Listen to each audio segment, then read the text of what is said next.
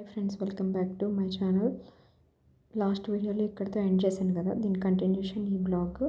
మేము తిరుపతి నుంచి ఇంటికి వచ్చేసాం కదా, ఇంటికి వచ్చేసిన దగ్గర నుంచి మేము ఏం చేసామనేది ఈ బ్లాగ్లో షేర్ చేస్తాను. మీకు కానీ నా వీడియో కానీ నచ్చినట్టయితే లైక్ చేయండి, షేర్ చేయండి, కామెంట్ చేయండి, సబ్స్క్రైబ్ చేయండి. నా పేరు స్వాతి, మేము బెంగళూరులో ఉంటాము. నాకు ఒక 9 months బేబీ ఉన్నాడు. ఆ వీడియోస్లో మీరు పేరెంటింగ్, కిడ్స్ రిలేటెడ్ నా లైఫ్ స్టైల్ బ్లాగింగ్ చూస్తారు నా వీడియోస్లో.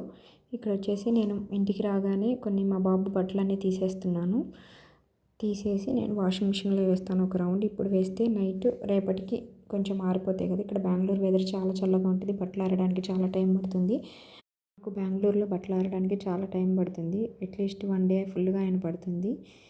తర్వాత ఇక్కడ వచ్చేసి నేను మా బట్టలు కూడా వేశాను తెల్లవారి, చాలా టైం పట్టింది ఆరడానికి. తర్వాత నేను శనివారం రోజే పొంగల్ చేసుకొని తెచ్చిన ప్రసాదాలని దేవుడి దగ్గర పెడదాం అనుకొని ఇల్లంతా శుభ్రం చేస్తున్నాను. వెళ్ళేటప్పుడు అంతా నీట్గా క్లీన్ చేసుకొని వెళ్ళాను, కానీ కొంచెం ఇల్లు తుడుచుకొని దేవుడికి పూజ చేస్తాం కాబట్టి ఇక్కడ నేను వచ్చేసి ఇల్లు తుడిచేస్తున్నాను. మాకు చాలా దుమ్ము ఎక్కువగా ఉంటుంది, ఎందుకంటే మాకు పక్కనే అపార్ట్మెంట్ కన్స్ట్రక్షన్ జరుగుతుంది. సో అందుకని మేము రోజు ఇల్లు తుడవాల్సిందే, దుమ్ము ఎలాగైనా ఇంట్లోకి వచ్చేస్తుంది.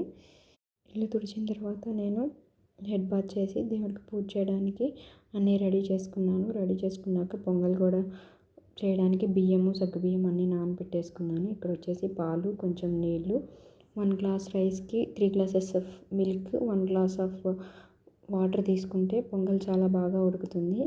ఇక్కడ నా పాలు చాలా బాగా పొంగాయి, కింద పడిపోయాయి. ఇక్కడ వచ్చేసి నా పొంగల్లో రైస్ కూడా వేసేసి పెట్టేస్తున్నాను. మీకు కొంచెం త్వరగా కావాలంటే పాలు, వాటర్ అండ్ రైస్ ఒకేసారి పొయ్యి మీద పెట్టేసిన త్వరగా పాలు పొంగొచ్చేస్తాయి, చాలా త్వరగా ఉడికిపోతుంది. ఇక్కడ నేను అలానే పెట్టాను. ఇక్కడ వచ్చేసి నా పొంగల్లో రైస్ ఉడికిన తర్వాత నేను ఒక 1/2 hour ముందు సగ్గుబియ్యం కూడా నానబెట్టుకున్నాను, అవి విడిగా ఉడకబెట్టుకుంటాను. ఇలా అయితే పొంగల్ చాలా త్వరగా అయిపోతుంది అండ్ సగ్గుబియ్యం వేస్తే రైస్ కూడా చాలా స్లోగా ఉడుకుతుంది. అందుకని నేను ఎప్పుడు చేసినా కానీ సగ్గుబియ్యం విడిగా ఉడకబెడతాను. అలా అయితే పొంగల్ కూడా అడుగంటకుండా ఉంటుంది. తర్వాత నేను సగ్గుబియ్యం కూడా పొంగల్లో వేసేసిన తర్వాత ఇక్కడ నేను బెల్లం కూడా వాటర్లో కరిగిచ్చేసుకున్నాను. ఎందుకంటే ఏమన్నా దుమ్ము అట్లాంటివి ఏమైనా ఉంటే బెల్లంలో ఇసుక అలా ఉంటుంది కదా, అందుకని నేను ఒకసారి బెల్లం కరిగించుకొని పొంగల్లో వేస్తాను. తర్వాత ఇక్కడ నేను పొంగల్లో వేయడానికి జీడిపప్పు కూడా ఫ్రై చేసుకుంటున్నాను. నేను ఎంత హడావిడిలో ఉన్నానంటే స్టవ్ కూడా వెలిగించాను అన్నమాట కూడా మర్చిపోయాను. నెయ్యి వేసేసి ఊరికలా ఫ్రై చేస్తున్నాను. ఎంతసేపు అయినా జీడిపప్పు ఫ్రై అవ్వట్లేదంటే అని చూసుకుంటే స్టవ్ వెలిగించలేదు. తర్వాత స్టవ్ వెలిగించి మళ్ళీ జీడిపప్పు ఫ్రై చేసుకున్నాను. ఈ గ్యాప్లో నేను పొంగల్లో కొంచెం యాలకుల పొడి కూడా వేసేసాను. ఇక్కడ వచ్చేసి నేను నా జీడిపప్పు కూడా వేయించేసుకుంటున్నాను, లైట్ అండ్ గోల్డ్ కలర్ వచ్చేలాగా. చూసారు, ఇప్పుడు నేను ఇక్కడ స్టవ్ వెలిగించాను. ఇప్పటిదాకా ఊరికి అలా తిప్పుతూ ఉన్నాను, ఇంకా ఫ్రై అవ్వట్లేదని చూస్తే అలా మళ్ళీ స్టవ్ వెలిగించి జీడిపప్పు ఫ్రై చేశాను. ఒక్కొక్కసారి ఇలానే అవుతుంది హడావిడిలో, ఎందుకంటే 10 లోపు పొంగల్ పెట్టేద్దామని హడావిడి అయిపోయింది, చాలా లేట్ అయిపోయింది అనేసి అప్పటికే. తర్వాత ఇక్కడ వచ్చేసి నేను జీడిపప్పు కూడా పొంగల్లో కలిపేశాను.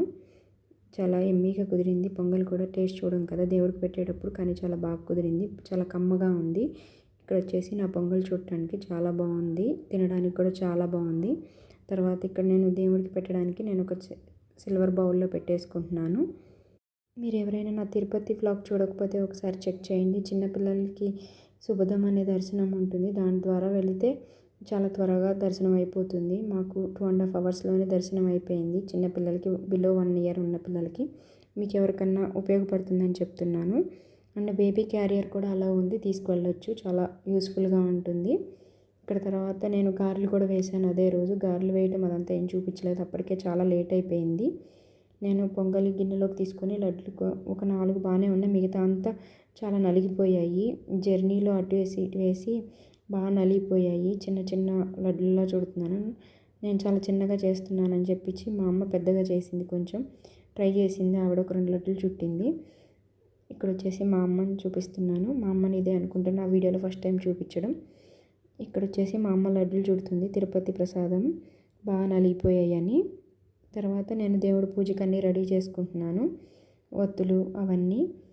తిరుపతి వెళ్ళొస్తే చాలా బాగుంటుంది దర్శనానికి. మనకి 5 సెకండ్లే స్వామివారిని చూస్తాం, 5 సెకన్లు తిరుపతిలో స్వామివారిని చూడటానికి ఎంత వెయిట్ చేస్తామో, కానీ అక్కడికి వెళ్ళిన తర్వాత సరిగ్గా చూడలేము.